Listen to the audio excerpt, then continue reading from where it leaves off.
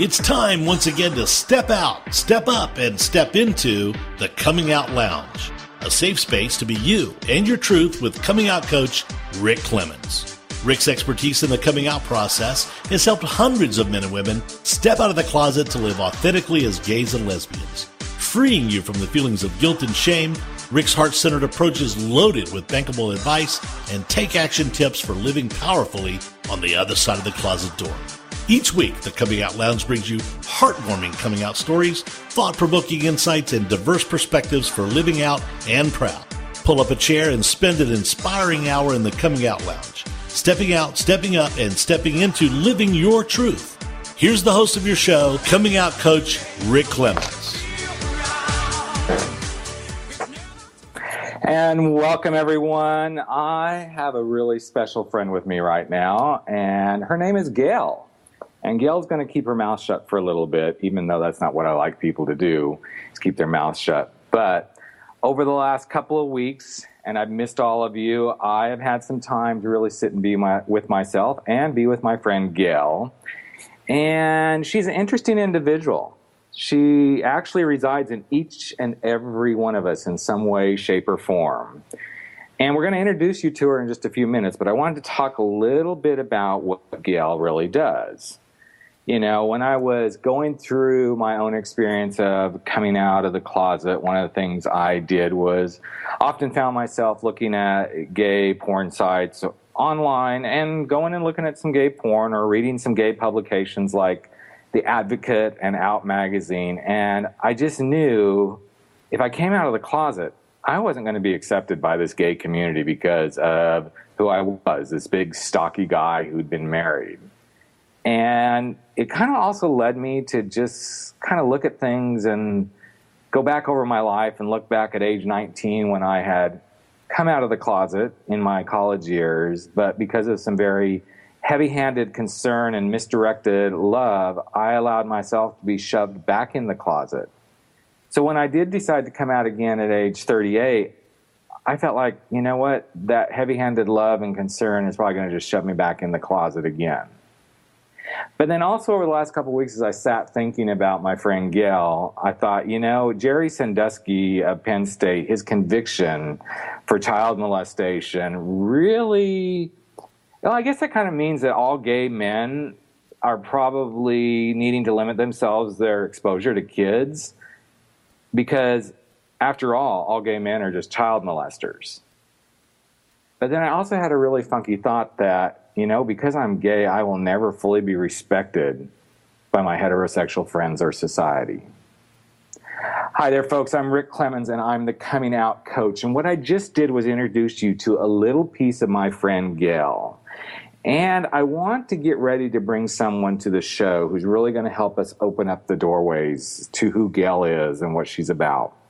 And I never would have thought that probably going on 7 years ago when I met this individual and started working with him, that his inspiration and being his friend and being his business partner and helping him take his own business to new levels of success, that I would be sitting here in this space, having my own radio show, being a coach, helping individuals come out of the closet and truly respect themselves. And what I learned through this process and having been friends with my guest was that Gail plays a very, very powerful role in each of our lives, whether we're coming out of the closet or we're facing some kind of life transformation.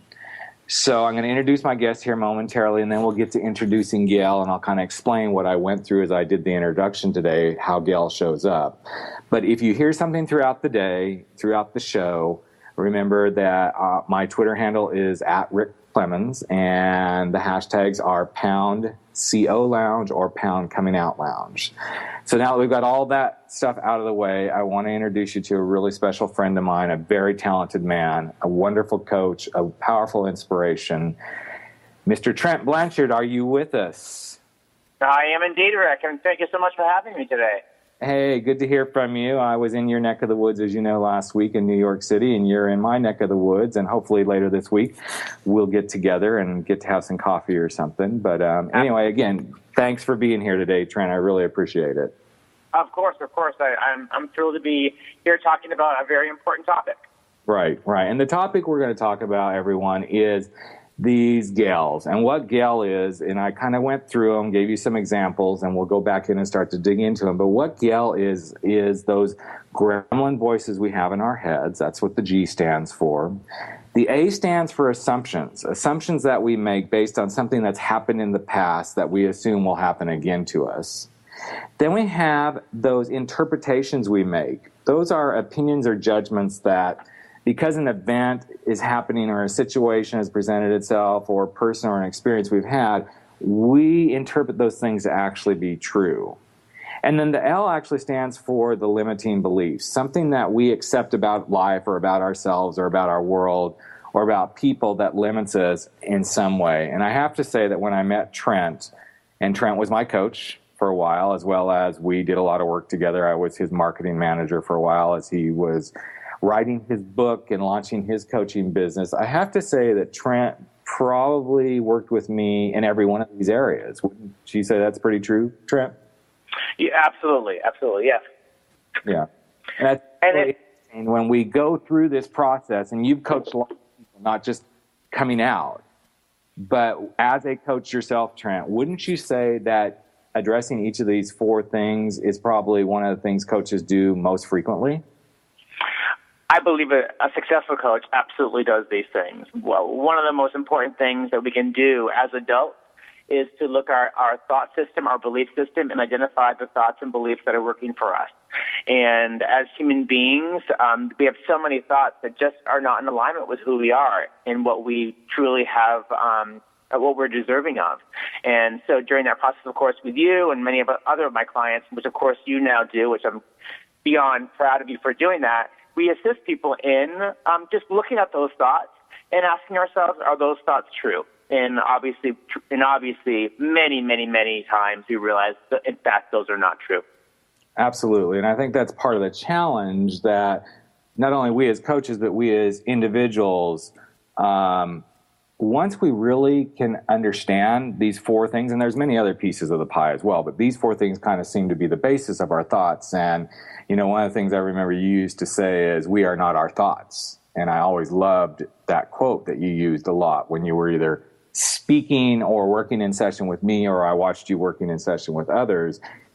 When you can wrap your head around that thought of we are not our thoughts, it really, really changes everything. So from your perspective as a gay man, what were some of those thoughts that you had as you began to go through that transition into, okay, this is really who I am, and some of those thoughts where you had to come to realization that this is really who I am? Right. Well, I think like many gay people, I had thoughts of homosexuality very, very young in my life. I had experiences of that when I was very young. I was brought up as a devout Catholic, so I had a lot of those beliefs that were passed down to me in my family that said that I was not normal, or fill in the blank. I use fill in the blank a lot because oftentimes we don't need to actually give words to the things that we have in our head because it's so silly. Why even give it energy? Just fill in the blank. I'm not lovable. I am not. What will not be accepted? What will my family think? What will my church think? What will society think if I actually do what my heart says I need to do? And so these are just common things I'm sure everyone that's listening to the program have experienced. Mainly for me, it was, my religion. My religion tells me that I'm going to be going to a place that is not very pleasant if I, in fact, followed this way of life. And it took me many, many years to realize that the person that I am speaks louder than the church that I go to, and I really need to ask myself, am I being a person, doing it to others and all that good stuff, just being a good person? That's what's more important than anything else. And truly when I am who I really am, and who I was meant to be, a gay man, I can then show up and be more loving and gentle with other people. So it actually only benefits everyone. Right, and I totally agree with you. And I think this is, when I work with clients, this is one of those big limiting beliefs we have to step over, because of, doesn't matter if you're Catholic or you're Seventh-day Adventist or you're Baptist or you're Methodist or you're Jewish, this is one of those ginormous, literally ginormous blocks that the minute we even begin to perceive ourselves or have the thoughts that I'm gay, that block is probably the first one that drops right down in front of us and freezes us immediately. Absolutely. And it's so, I just want to say it's almost like a death grip around us because of how we have been socialized. And if we don't finish talking about this in this segment, because we've got a couple of minutes till we go to break, but this is a really great place to start our discussion today about the gals, because limiting beliefs, whether it's about religion or I really shouldn't be this or whatever it may be, these are the things that really begin to start to hold us in place, probably, I would say, more powerfully than the interpretations and the assumptions. Now, the gremlin voices, that's a whole nother really powerful place. But what you best described, Trent, was really, truly, it is a limiting belief. Mm-hmm. And what you had to do was literally shift your thought. Absolutely. Right. So what was one of the keys that you used for beginning to really shift your thought around that whole religious piece? Well, it was definitely, it took a lot of time and energy, but I began walking a journey of just really understanding that I had suffering in my life. I wasn't living a life of integrity because I was wanting one thing and I was living a different way. Using when I was interested in somebody, using the she instead of a he, and not just truly being myself. And I wasn't being the person that I am, a loving, authentic person. I was, having to almost lie. And that made me feel just so horrible. And I knew that because of my upbringing, even though I was part of a very, very religious person in my family, I had a deeper sense of spirituality about myself. And I knew that my creator, and, call your God or your creator, your higher power, whatever you want, my creator would not make me something that isn't perfect.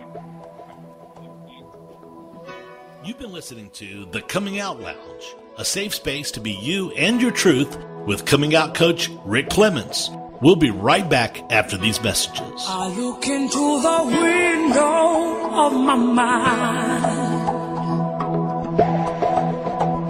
Whether you're 4.5 or 100, you can retrain your brain. Learning RX, the radio show, is on TogiNet.com, Thursday mornings at 8 a.m. Central Time with Martin Kruger. Learning RX programs are quick, they're efficient, they're life-changing, and they're permanent. Unlike tutoring, cognitive skills training or brain training targets the root issue causing learning struggles. Time and money spent on chronic tutoring is a clear signal of cognitive skill deficiency.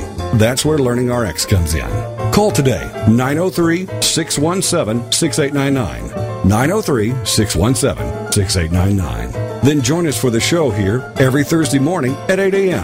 and take advantage of the power it holds to improve your life. There are so many brain training issues that Learning RX can help you with. It's not a product, it's an experience. So join us for Learning RX, the radio show with Martin Kruger. Thursday mornings at 8 a.m. Central on TogiNet.com. Okay, we will. We're going to teach you how to tell your money where to go. It's Intelligent Investing with Pam Otten on TogiNet. Learn how to be a savvy investor from someone who has your best interest at heart. Pam Otten is a financial advisor who loves to help successful business owners and entrepreneurs understand the mysteries of the investment world. And she's not afraid to share that knowledge. Pam is an unashamed Christian and qualified kingdom advisor, which means she's trained and committed to integrating biblical principles into her financial advice. Pam believes investing isn't rocket science. This is the financial advisor who's in your corner and truly understands and cares about you and helping you achieve your goals. Securities and advisory services are offered through LPL Financial, member FINRA SIPC. It's Intelligent Investing with Pam Otten on TogiNet.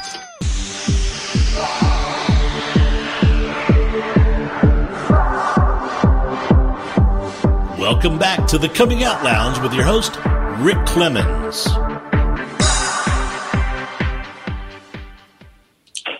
Welcome back. We're talking a whole lot about my good friend Gail, along with my good friend Trent. And before we went to the break, Trent was saying some really valuable stuff that I want to make sure that we get back to. We had been talking about limiting beliefs, particularly limiting beliefs around who we are as gay men and lesbians and our whole religious backgrounds and beliefs. And one of the things that Trent was saying just as we went to break was, his belief, and I hold this similar belief, that my maker would not have made me this way and wanted me to suffer in any way, shape, or form. And I think this is a pretty big piece of this transition from believing basically I'm going to go to hell or something to beginning to really accept myself. And I want to make sure that's really what you were getting at, Trent.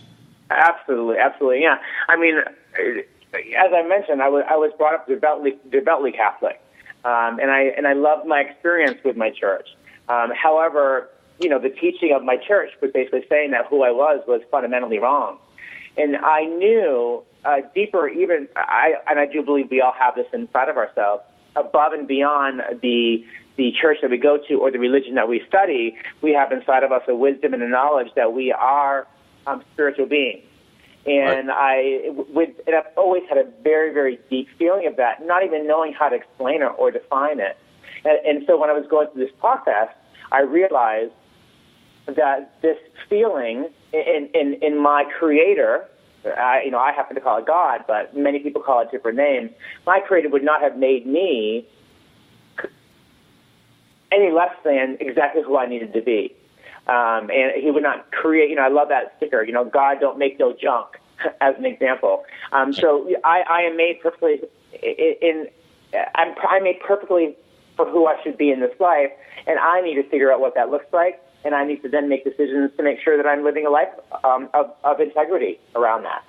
Absolutely. And so this limiting belief, I want to just make sure I really give everybody a really good definition of what limiting beliefs are. And again, this isn't just about coming out. We create these limiting beliefs in every aspect of our lives. So a limiting belief is something that you accept about life or about yourself or about your world or about the people in the world that limits you in some way. So the easiest way I always work with this with clients is the moment you say, well, but, you just limited yourself.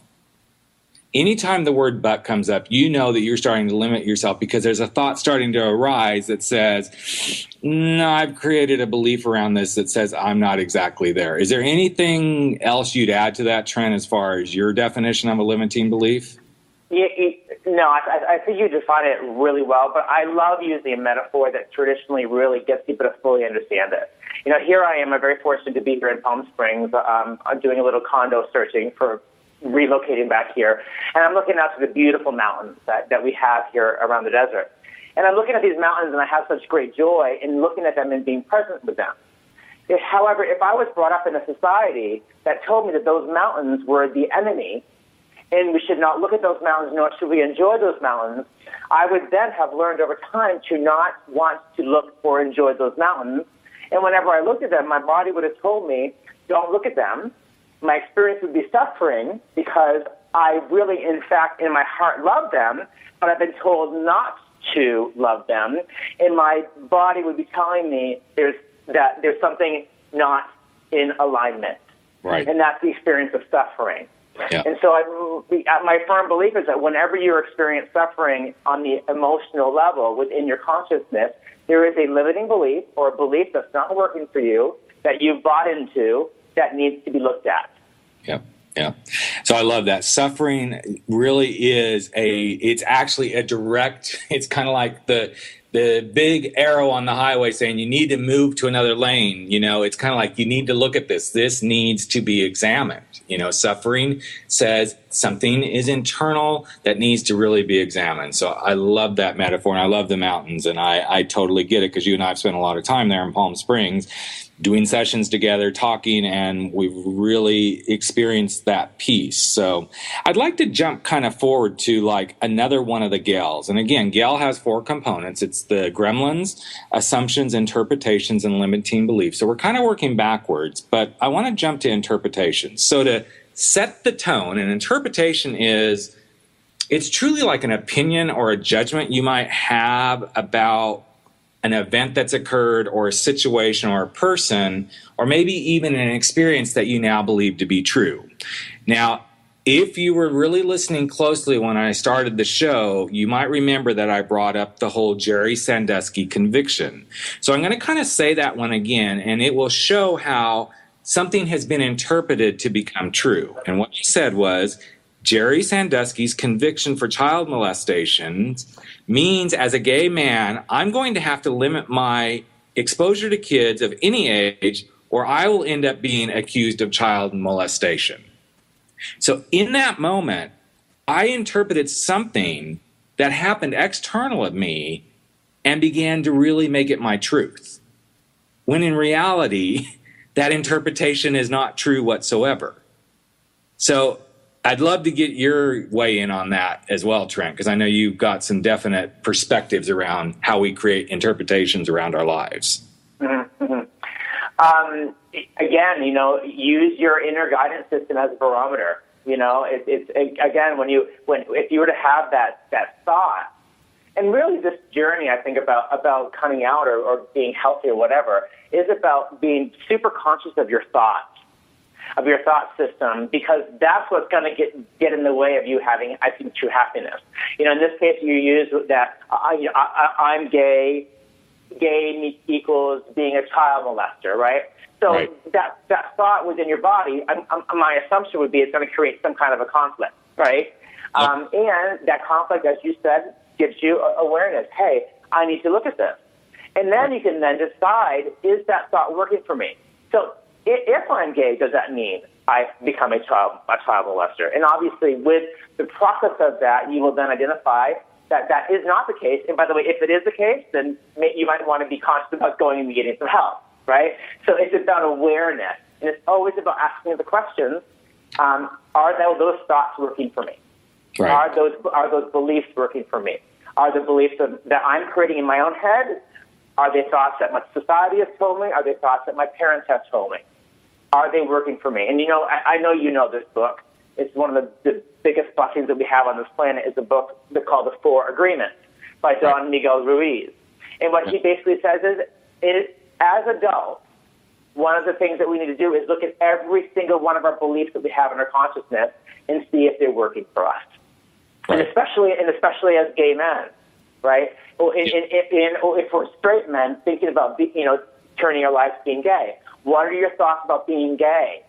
Mm-hmm. Write them down and ask them, are they true? Are they true? Just because that person is that way, does that mean I need to be that way? And look at all your limiting beliefs, as we talked about earlier, and then think about what are the thoughts that are coming up in our own head about it, and then look at them and investigate them and see if it's true for us. Well, and I agree, and it's so interesting that you bring up that book. Not that I'm surprised that you would bring up that book, because that always works its way into our conversations, but right. I was getting ready for the show, and I was looking at the gals. I actually took the Four Agreements, and for limiting beliefs, I wrote next to it, don't take anything personally. Because the minute you start taking something personally, that's when you start limiting your beliefs. Mm-hmm. Now, for the interpretation, what I wrote next to it is be impeccable with your word. If you are fully being impeccable with your word, which is one of the Four Agreements that Don Miguel Ruiz talks about, if you're really being truly impeccable in your word and what you say, there should be no room for any interpretation. It just is. This is what you are. And it was kind of interesting, and as I did that little exercise with myself, I thought, wow, this is kind of interesting because the gals, the gremlin, assumption, interpretation, and limiting beliefs, each one of those lines up with one of Don Miguel Ruiz's Four Agreements. Absolutely.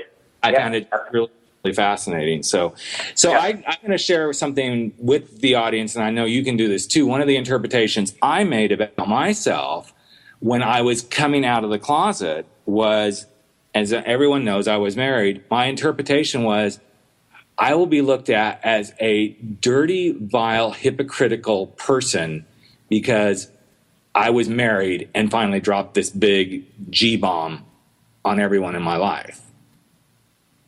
Far from true. Yes, there were moments that was that way. But now, and we're going on almost 12 years later, a week and a half ago, I was on vacation with my partner, my 2 children, and my ex-wife. I guess I kind of just blew that interpretation out of the water, because obviously everybody survived this, and we're still a family unit. And I think what you're bringing up, Rick, is, I mean, as you well know, is so important that, you know, when you're deciding to live a life of integrity, coming out of the closet, really own who you are, there are lots of things that are going to change. And the first and foremost you need to work on is your own limiting beliefs that you carry about gay men or whatever in your own consciousness. Then you have to then make a list of what you think everybody else is going to say, right? Yeah. And then understand that they're going to have their experience around your coming out. And to your point, not to take it personally, and understand it will, of course, take time for people to adjust to the news that you just dropped on them, because you're changing the rules. You're changing their entire lives. Yep. And to then have people have the experience of then having their own process and then honoring them for their process, even though it might not be something that you even want to hear. Understanding that you've now changed the rules and you need to let them have their own experience, and perhaps they need to reach out. You certainly know there are plenty of organizations that do support people in the coming out process, and families, T-Flag, and all that great stuff, which is so important to our society. Absolutely. And I think you queued this up. We've got about a minute to break, but you queued this up perfectly, that in this process, a lot of times we, as the person coming out of the closet, you know, we have our own interpretations and limiting beliefs, but suddenly in the mix of all that, we start throwing, which is the next thing we're going to talk about, assumptions of what's going to happen. And when we come back from assumptions area, because it is so crucial to understand the assumptions we make, as well as the assumptions that other people are making that will drive how this whole process goes. So when we come back right after the break, we're going to jump right into the assumptions mode and talk about what does an assumption really mean when you're coming out of the closet and you're trying to truly step in to living authentically as a gay or lesbian in today's society. You've been listening to The Coming Out Lounge, a safe space to be you and your truth with coming out coach Rick Clemens. We'll be right back after these messages. I look into the window of my mind. Is there more living for you to do? Yes. Start living inspired. Be here for Living Inspired with Tricia Goyer, Thursday afternoons at 4, 3 p.m. Central on TogiNet.com. Tricia will dig deep into topics that matter most to women, inspiring women to make a change in their own lives and to make a difference in the world, and maybe even deep within their own hearts. Tricia is a wife, mom, speaker, family expert, and author of 24 books. For more information on Tricia and Living Inspired, go to her website, TriciaGoyer.com. That's TriciaGoyer.com. Tricia's vision is to be the voice of hope and possibility for women of all ages. Her intention is to serve ordinary women by encouraging extraordinary things with God's help. Tricia expresses real life, real hope for real women. Is there more living for you to do? Yes. Start living inspired. Living Inspired with Tricia Goyer. Thursday afternoons at 4, 3 p.m. Central on TogiNet.com. Friday Nightcap Radio, 10 p.m. to midnight with Christy and Laura on TogiNet.com. Broadcasting from their scrappy kitchen in Greenpoint, Brooklyn. They've got nothing better to do than riff with their favorite Brooklyn-based independent vendors, artists, bands, bartenders, foodies, weirdos, and news stories. Featuring the live studio audience. Betty Rehab and the Gay Boys.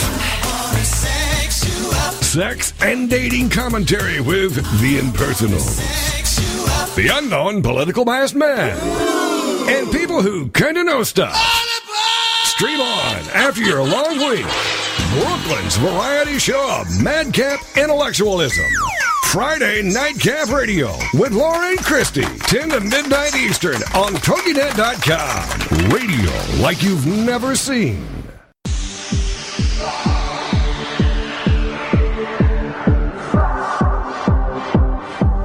Welcome back to the Coming Out Lounge with your host, Rick Clemens. All right, we are back, and before we jump right into the assumptions thing, I just want to say that I'm so thrilled to have Trent here on the show once again, but also I want to remind everyone that if you're looking to support some really great organizations, one of them that's on my mind quite frequently, and it was actually someone who was on the show, was Free to Love. Check out freetolove.org. They are raising money and funds to help us eliminate bullying in our schools, doing a fantastic job. Check them out. They're actually having some T-shirt sales now. So if you have a chance, go check them out. So back to Trent, back to making an assumption. So I'm going to tell a little story, and I think Trent kind of knows this, but I hope I don't take him off guard. But I remember the first time I met Trent, I was introduced to Trent through a fellow friend who was actually a radio DJ.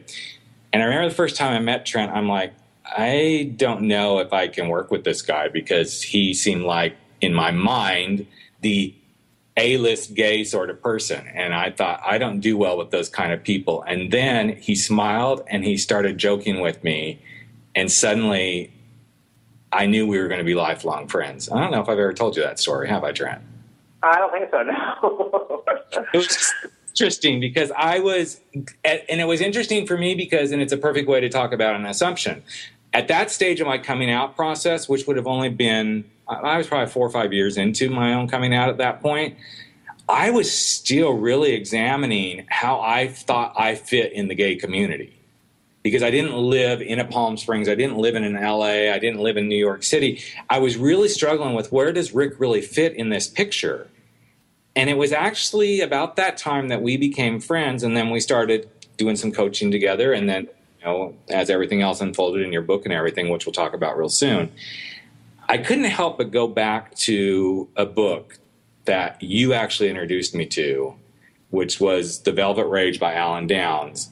And it helped me really begin to get through some of these assumptions I was making about myself as a gay man, about other gay men.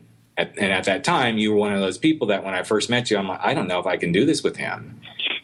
And now I know you're just a big, blowhard that likes to have fun and tease and all this sort of stuff. And we're really good friends at this point. But this is a perfect example of an assumption that you make about someone that isn't necessarily true. So in your own journey coming out of the closet, Trent, and I know it gets kind of fuzzy when we talk assumptions versus interpretations versus limiting beliefs, but what was something you absolutely assumed was going to happen if you said, okay? Right. Well, it's really interesting. When I was coming out, it's interesting. I was actually coming out as a gay man at the same time that I was coming out as what I call a spiritual being. Yeah. And they kind of came hand in hand. And as I mentioned earlier, I was brought up devoutly Catholic. However, I had a deep sense of spirituality that I didn't even know what it meant or what it was about. But I always felt very connected to a higher source or a higher power. And so when I thought, that I was going to be gay, first of all, it was going against my religion. But also, it was also going against what I knew of a spiritual being, because a spiritual being couldn't be gay, and it definitely could not have sex. Right. So, my assumption was that to be spiritual, you had to not have sex, because that was buying into the old beliefs of the Catholic Church, which means that a priest can't have sex. So there was just so much belief intertwined with so much of my upbringing that when I thought about moving forward, I thought, I can't do this because of all. If I do that, I won't have sex. And if I become gay, there were just so many, in hindsight, ridiculous thoughts. But they really weren't ridiculous because I had been told them, or I had read them, or I had heard them through the years. And so, I love how you're trying to differentiate the difference between an assumption and a limiting belief and a gremlin. But I throw it all in the same container. Right. And I'm like, whatever thought is not working for you, examine it. Don't just let it be doctrine. Right. And by the way, during the beginning of this process, it can be very exhausting because you need to be super diligent and hyper vigilant on your watching your thoughts. It's exhausting to watch all your thoughts. But as you said earlier, one of the most comforting statements that I ever heard in my life, I saw on a bumper sticker once, it said, you don't need to believe everything you think. Right. You don't need to believe everything you think. And especially if a thought is not in alignment with who you are, which is a person, and ideally who is a person of integrity and a person who is doing a good work on this planet. And if you're not, then again, that's a totally different story that you need to be looking at as well. Well, and I agree with you. This, and I love how you use, this hyper word in there. We can get so hyperactively looking at our thoughts that then we get completely exhausted. And this is part of the stage of coming out. To me, you do get in that place where every thought is coming at you 90 miles an hour as you're doing this. Now, again, I'm going to say this isn't just when you're coming out. This happens anytime we're in some major life transformation.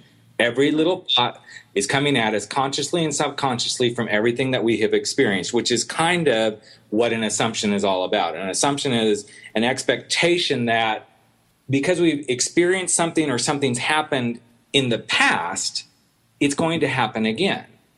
And this is where there's that little bit of differentiation, but the more the hyper thoughts keep coming through, we're going to jump from an assumption to an interpretation to a limiting belief. And then the whole thing driving all of that is that lovely gremlin voice that's driving every bit of this. And the moment we can just take pause, which is hard as hell to do, and just, I remember you used to talk about this, and I watched you a couple of times when you did a couple of workshops, and even when we were in session together, you used to say, just stop and watch the thought come in and watch it go out, and watch the next thought come in and watch the next thought come out. And I know, having known you now for many years, this revelation at that time of you coming out and also beginning to see yourself as a spiritual being also led you to becoming a spiritual teacher.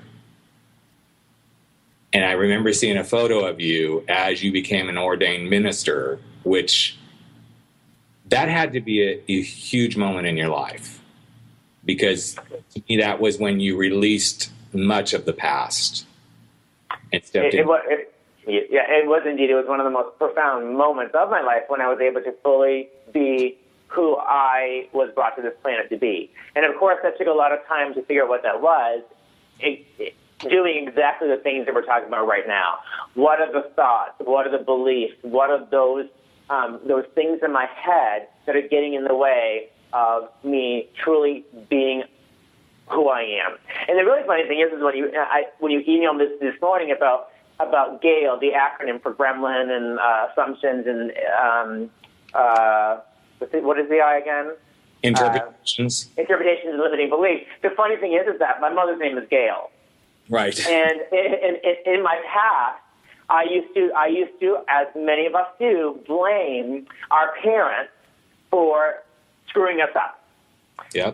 And my mother's, of course, name is Gail. So when I read it, I thought, oh my God, how fascinating that I could, in my past, I would have read this saying, oh yeah, it is my mom's fault. And the reality is it never was her fault. The reality is she was just teaching me the things that she was taught. And the problem now is that I'm now being my mother's voice in the voice of those people that passed down to her in my own head.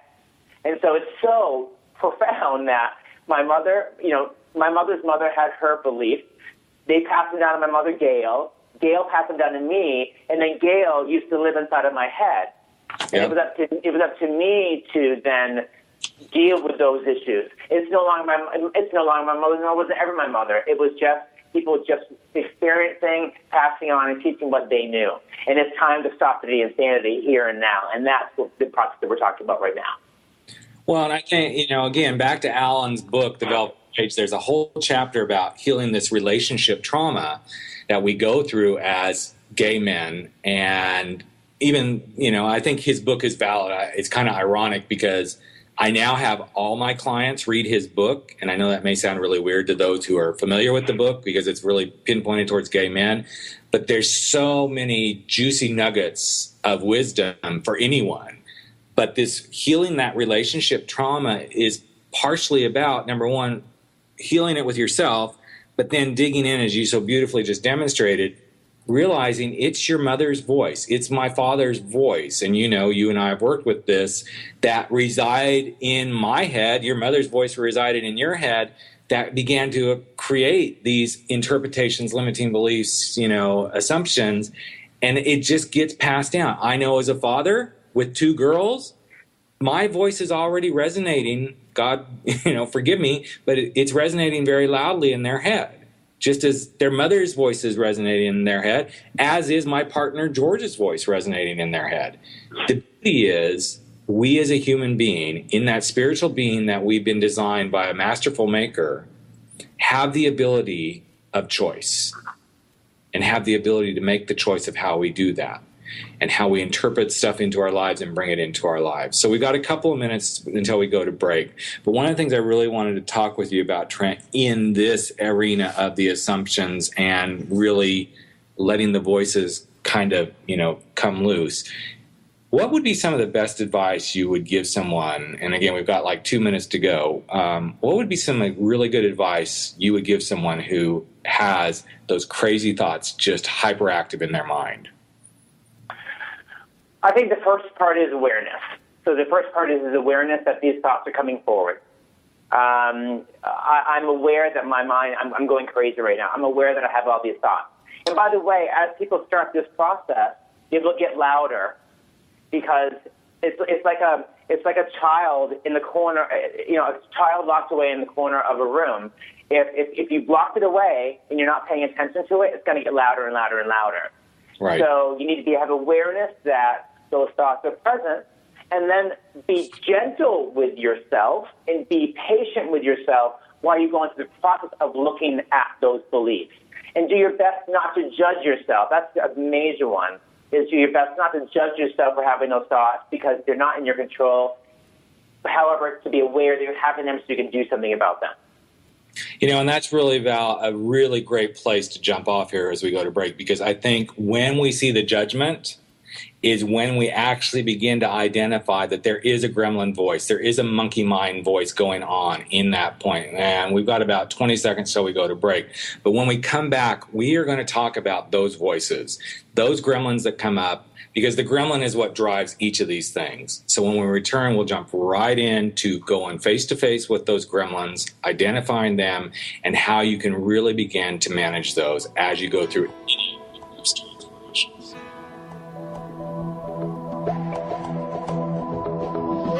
You've been listening to The Coming Out Lounge, a safe space to be you and your truth with coming out coach Rick Clemens. We'll be right back after these messages. I look into the window of my mind. It's time to capture the simple piece of the Amish in your own life. Amish Wisdom with Suzanne Woods Fisher. Thursday afternoons at 5, 4 Central. Each week, Suzanne will have conversations with guests about living a life that incorporates principles of the Amish without going Amish. She'll cover the practical, simplicity, slowing down, reducing clutter, putting the brakes on materialism. The historical, how have the Amish survived for 400 years? How can we hold on to what we hold dear? And the spiritual, treasuring important values, honoring the past, and increasing peace of mind. You don't have to become Amish to make personal peace a reality. Amish Wisdom will help all of us live a simpler life. For more information, go to SuzanneWoodsFisher.com. With Amish Wisdom, Suzanne offers us a glimpse into a world of peace, serenity, and total commitment to family and God. This show just might change the way you live your life. It's Amish Wisdom with Suzanne Woods Fisher. Thursday afternoons at 5, 4 Central on TogiNet.com. Connect with Juliana and connect with what lies beneath. Friday afternoons at 4, 3 Central on TogiNet.com.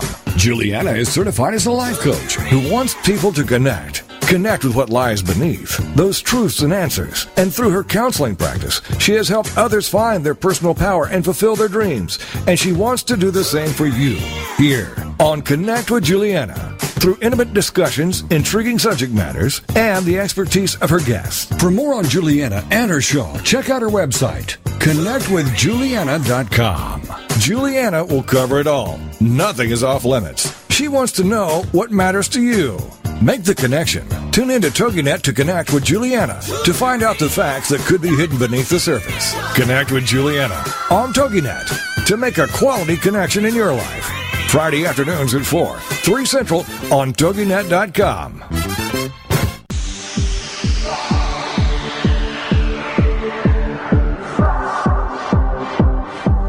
Welcome back to the Coming Out Lounge with your host, Rick Clemens.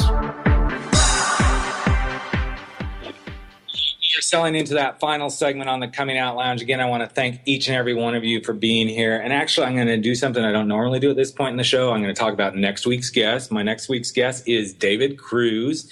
He is with Finding Cupid Radio here in Los Angeles, and he was also, now I'm going to forget which show he was on, but the Millionaire Matchmaker. He was one of the first gay matchmakers made on that show, and it was interesting. But David and I did a show together a few months ago, and I'm going to have him on, and we're going to talk about how do gays and lesbians find true love. So let's jump back to the assumptions real quick. Trent and I were talking about the wonderful book by Don Miguel Ruiz, The Four Agreements, and we were talking about assumptions.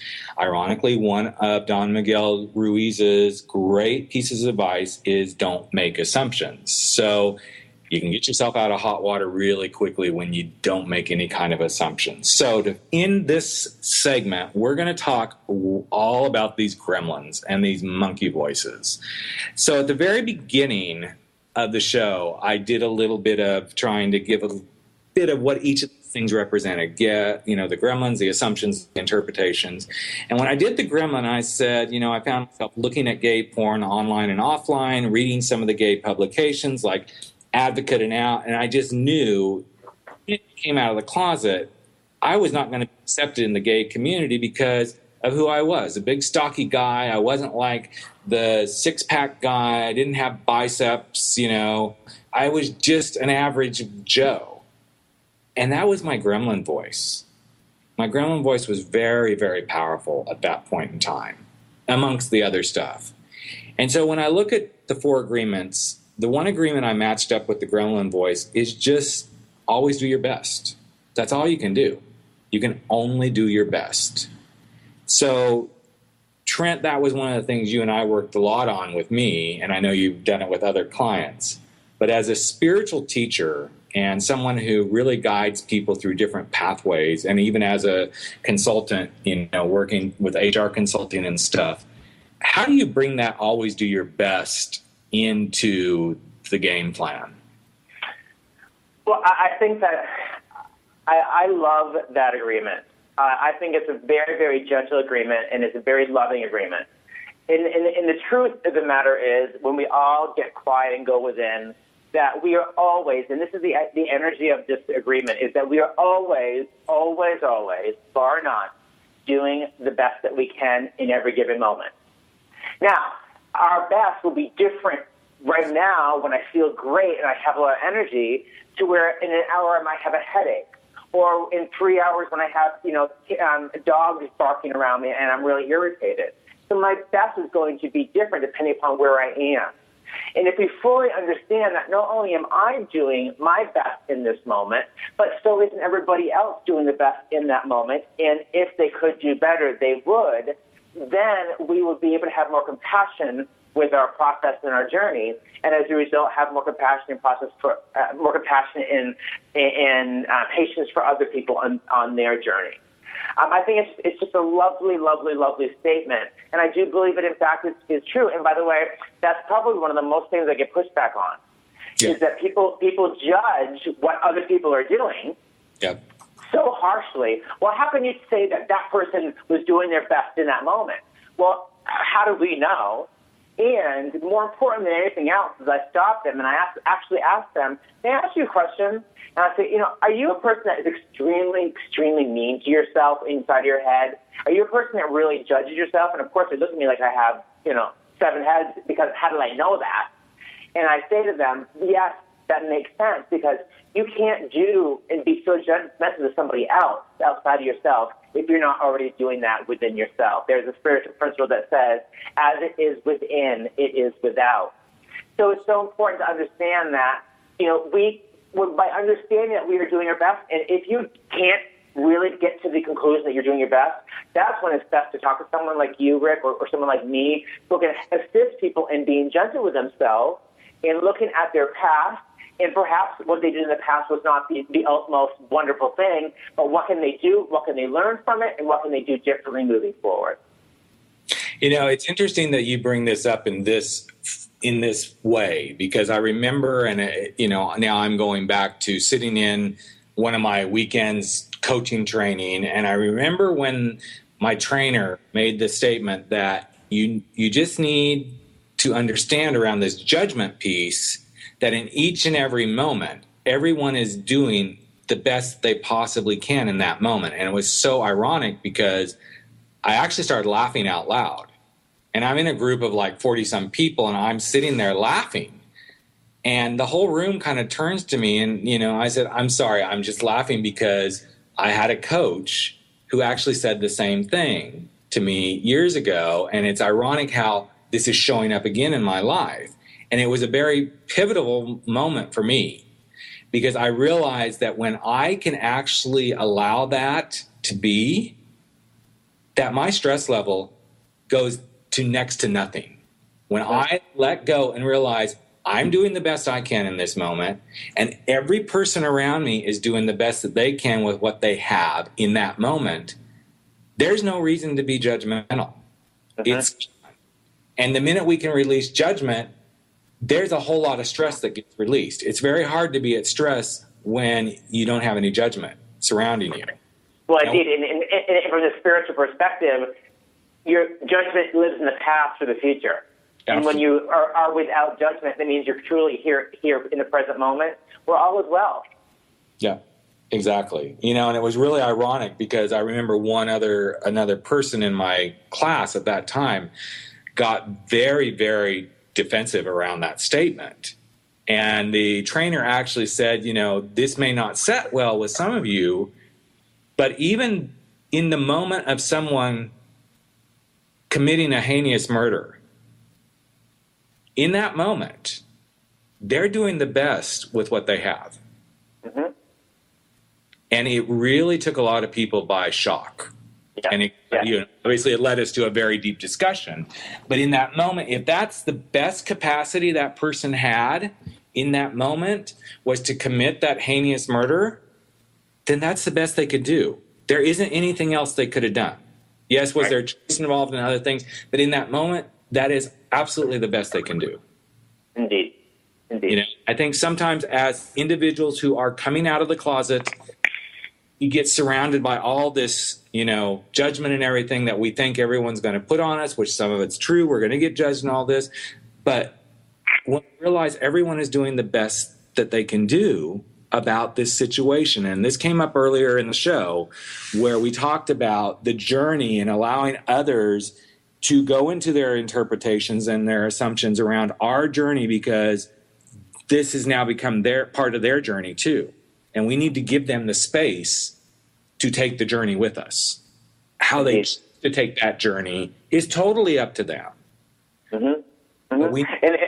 And it's also, you know, what just came up for me when you were talking about that is getting back to the gremlin voice, or as Julia Cameron calls the censor, is to be very diligent also of any definitive thought, like no one, like the word no one or nobody or this won't happen, because how do you know that is going to be the actual situation? And so that's another key to know that your gremlin is up, is when it's so definitive. Yeah. And anytime we get definitive, we know it becomes all about control. Right. You know, I'll use a really good example of this. You know, I just always used to say, there's no way my parents will ever accept me. There's no way. And I remember my 40th birthday, and this was before I met you, but I've shared this story with you. My 40th birthday came, and my parents ended up coming to that party. And I actually didn't expect them to show up because it was the first party when I was with my partner, George. It was the first party that there was a predominance of gays and lesbians. And I remember just them showing up, and it was the first time they met George. It was the first time they'd been in our house as a couple. I remember thinking, oh my God, I can't say any longer, no, they won't do this. Right. And the beautiful thing about that, Rick, which I love, and I just have been proven over and over and over again, is that once we come to peace within our own selves about who we are in our lives, other people will by default start to fall into that same energy. Right. Because you fully appreciate and embrace who you are and lived your truth, because you were able to accept it, that means that they were able to accept it. And oftentimes, the thing that gets in the way of people accepting us is ourselves, of living that life of integrity. I mean, if we can't even live a life of integrity because some beliefs getting in our own way, well, how can we expect someone who's not even living our life to accept us and embrace it? Yep. And I think that's so important. It's where and I've said this several times on the show, not this show, but in shows past, that until we truly embrace ourselves in our own being, there's no way we can expect our tribe, and I mean our tribe being our family, our friends, whomever, to begin to accept us. It just isn't going to happen. There's no way. So before we get to the end of the show, and we got a couple minutes, I always throw a few fun questions at my guests, and I've already promoted the guest for next week again, David Cruz from Finding Cupid. He'll be on next week. So I always ask a bunch of questions at the end to just give everybody kind of an insight to who you are as a person, Trent. But also I want to make sure Trent has a wonderful book called Triple A's for the Soul. It's a great little quick read with affirmations, action plans, etc. If you love it, go to his website, trentblanchard.com. We can get you some copies of it. But also, here we go with the questions. What's the funniest thing for you about being gay? Sharing wit with other gay men that have great wit. Yeah, I agree. Like you, Rick. Perfect example. I love that David Cruz. David Cruz owns a dating service. That cracks me up. Exactly.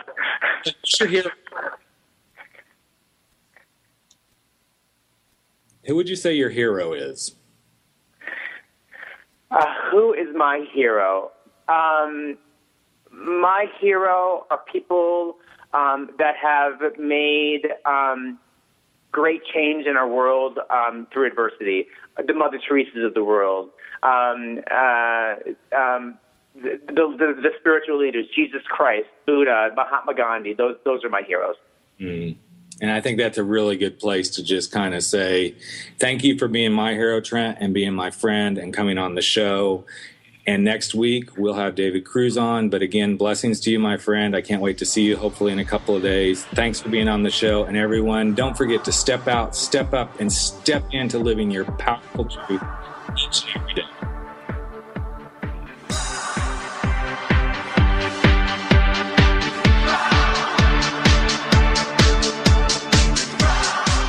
Thank you for joining us today with the Coming Out Lounge with your host, Rick Clemens.